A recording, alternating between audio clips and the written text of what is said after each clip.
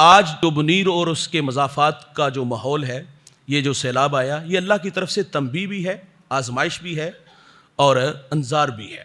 جب بد عملی زیادہ ہوتی ہے، گناہ زیادہ ہوتے ہیں، تو پھر اللہ اس قوم کے لوگوں سے ناراض ہو جاتا ہے، اور یہ ناراضگی کا اظہار اسی طرح ہوتا ہے۔ یہ تو ہم حضور کی امت ہیں، ہم بچ جاتے ہیں، ورنہ پہلی امتوں کو دیکھیے گا، اس میں نیکوکار بھی مبتلا ہو جاتے تھے، لیکن یہاں جزوی عذاب آتے ہیں۔ یہ جزوی جھٹکے ہیں، 2005 میں بھی آیا، آج سے کوئی 2 سال پہلے جاتلا میں بھی آیا، اور ابھی حالیہ 1 گھنٹے میں کتنا ہمارا نقصان ہوا۔ آج اس وقت جو وہاں حالات ہیں، مت گمان کو کرے کہ یہ ہمارے اوپر نہیں آ سکتے۔ اور یہ تبصرے لوگ جو سوشل میڈیا پہ باتیں سناتے ہیں کہ وہاں زناکاری بڑی تھی اور اس لیے اللہ وہاں ناراض ہوا، تو یہ سارے معاملے ہوئے، وہ ہم سے زیادہ اچھے لوگ تھے۔ لیکن یہ کہیں بھی ہو سکتا ہے، اگر عذاب یہاں آ گیا تو ہم کیا کر سکیں گے؟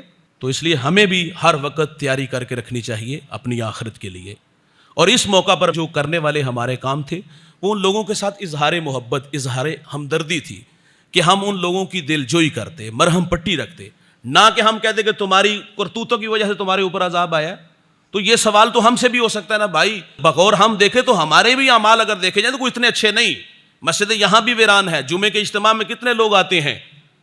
ہمیں ہر وقت اپنے مالک سے اپنے گناہوں کی معذرت کرتے رہنا چاہیے۔ اور اس موقع پر میں ان لوگوں کو خراج پیش کروں گا جنہوں نے دکھی انسانیت کے لیے مدد کی، اپنے وسائل پیش کیے، جو مذہبی تنظیمیں ہیں جنہوں نے وہاں جا کر کے ان لوگوں کی مدد کی، ان کے کچھ دکھ کم کیے، اللہ تعالیٰ انہیں اس کا صلہ اور جزا عطا فرمائے۔ رسول اللہ صلی اللہ علیہ وسلم سے سوال کیا گیا تھا کہ یا رسول اللہ، جو اللہ کو سب سے زیادہ پسندیدہ عمل ہے وہ کون سا ہے؟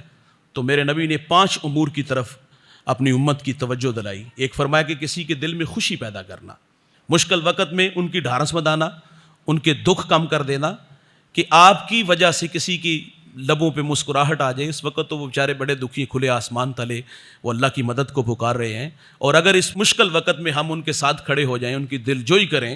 یار ایک گھر کے 23 لوگ وہ ایک ہی جھٹکے میں چلے گئے۔ ایک بچے کو آپ لوگوں نے بھی دیکھا کہ وہ بازار گیا اور واپس آیا تو اس کا پورا گھر، پورا خاندان، اس کی بہنیں تھیں، اس کے بھائی تھے، والدین تھے، وہ سب دنیا سے چلے گئے۔ وہ کسی سے سوال کرتا ہے کہ کیا قیامت اسے کہتے ہیں؟ جو اس نے اپنی آنکھوں سے دیکھا، اس نے کہا میں نے آخری بار اپنی ماں کو دیکھا اور ماں ہاتھ کے اشارے سے مجھے کچھ کہہ رہی تھی، نہ جانے وہ آخری الوداعی سلام تھا، یا پھر وہ ماں اپنے بیٹے کو یہی کہہ رہی تھی کہ بیٹا کہ اس طوفان سے ذرا دور ہٹ کے رہنا۔ تو بھائی جان، ان کے تو بچے، ان کے تو بیٹے، ان کی بہنیں، مائیں، وہ دنیا سے رخصت ہوگی۔ غم اس وقت تکلیف دیتا ہے جب کوئی غم گسار نہ ہو، غم بانٹنے والے ہوں تو غم غلط ہو جاتا ہے۔ تو اس مشکل وقت میں اگر ہم ان کے ساتھ کھڑے ہوں گے، ان کی دلجوئی کریں گے، کو ڈھارس بنائیں گے، تو یہ اللہ کے ہاں بڑا محبوب عمل ہے۔ رسول اللہ فرمایا کسی کے دل کو خوش کر دینا، اور دوسرا فرمایا کہ کھانا کھلانا، فرمایا کہ یہ عمل ایسا ہے جو اللہ کو بڑا پسند ہے۔ تو اس وقت وہ تو بیچارے بھوک میں مبتلا ہیں، اور مدینہ میں آ کے حضور نے پہلی تبلیغ یہ کی تھی کہ لوگوں سلام کو عام کرنا، اور اس میں ایک فرمایا کہ بھوکوں کو کھانا کھلانا، یہ اللہ کا پسندیدہ عمل ہے۔ اور تیسرا فرمایا وہ کسی کی تکلیف کو دور کرنا ہے۔ اب ان کے پاس گھر نہیں، تو اللہ نے آپ لوگوں کو بڑی دولت سے نوازا ہوا ہے، تو 2 4 گھر اپنے اگر کوئی کندھوں پہ لے لیتا ہے، کسی کو آشیانہ، کسی کو چھت دے دیتا ہے، یہ بھی اللہ کے ہاں بڑا پسندیدہ عمل ہے۔ اور چوتھا فرمایا کہ کسی کا قرض اتار دینا، اور 5واں فرمایا کہ خیر خواہی کرنا، سینے میں خیر خواہی کے جذبے ہونے چاہیے۔ تو یہ اللہ کے پسندیدہ عمل ہے۔ تو اس مشکل حالات میں ہمیں چاہیے بحیثیت مسلم، وہ ہمارے بھائی ہیں۔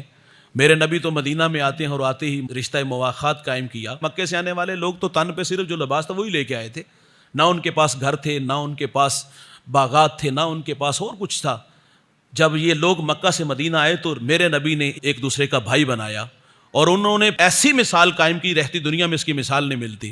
یار جن کے پاس 2 گھر تھے، گھر دے دیا، جس کے پاس 10 بکریاں تھیں، 5 دوسرے بھائی کو دے دی، باغات تھے تو بھائی جان وہ بھی تقسیم کیے گئے، جب وہ پھل آتے اس کو 2 حصوں میں تقسیم کرتے، اور وہ جو بڑے والا ڈھیر ہوتا وہ اپنے مہاجر بھائی کو دیتے۔